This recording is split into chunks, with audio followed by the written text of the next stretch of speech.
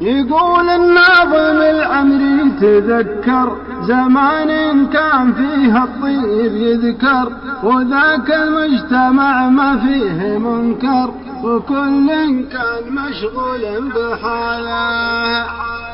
عسى الله يسقي أيام البساطة زمان ما تلوث بالوساطة، وكان الجار بالجار ارتباطه، وكان الوصل ممدوده حباله، وكانوا في منافعهم سوية إذا نادوا بعضهم ما تعيا، ولا من قيل هيا قال هيا على درب المكارم والجماله.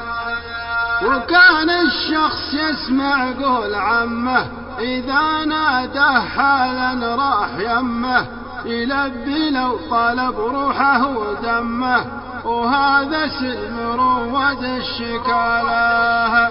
عسى الله يسقي أيام البساطة زمان ما تلوث بالوساطة، وكان الجار بالجار ارتباطه، وكان الوصل ممدوده حباله. نهار العيد يلتم الجماعة على ضحك وسواليف وطاعة، وزاروا بعضهم في نصف ساعة، ولو ما يشربون إلا بياله. وكان الغيث ينزل كل ليلة نرى المطلع لنا سلسلة، وصارت الأرض بالخضرة جميلة، وشكل العشب من شافه سعاله. عسى الله يسقي أيام البساطة زمان ما تلوث بالوساطة، وكان الجار بالجار ارتباطه، وكان الوصل ممدوده حباله. وهذه كانت أحوال القدامى إذا استسقوا هطل وبل الغمامى، عليهم يا عرب مني سلاما عدد من يذكر الله بابتهاله. وفي هذا الزمن قل التراحم بعد ذاك التواصي والتلاحم، على العصيان يا كثر التزاحم إذا قفا شر جا شر بداله. عسى الله يسقي أيام البساطة زمان ما تلوث بالوساطة، وكان الجار بالجار ارتباطه، وكان الوصل ممدوده حباله.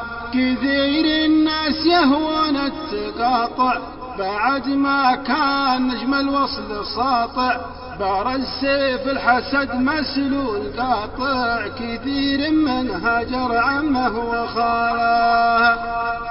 ويا كم واحد يحسد قريبه على شانه تغانى يا مصيبه، ما وده اخوه يتهنى نصيبه، تشوفه ينتظر ساعة زواله.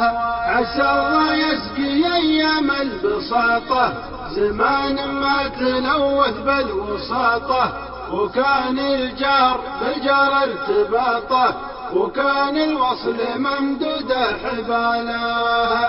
وحنا في زمان وضعه الشر تغلب في طباعه داعي الشر، قليل ما تجد لك كلمة بشر فقدها الرجل حتى في عياله.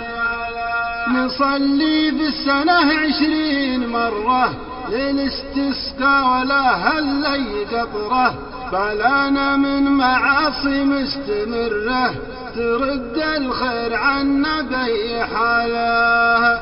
عسى الله يسقي أيام البساطة زمان ما تلوث بالوساطة، وكان الجار بالجار ارتباطه، وكان الوصل ممدوده حباله. ختاما يا رجاجل اسمحوا لي فأنا وضحت مما شفت حولي، وكان اخطيتكم ووضحوا لي فأنا شاعر قصيد راس ماله.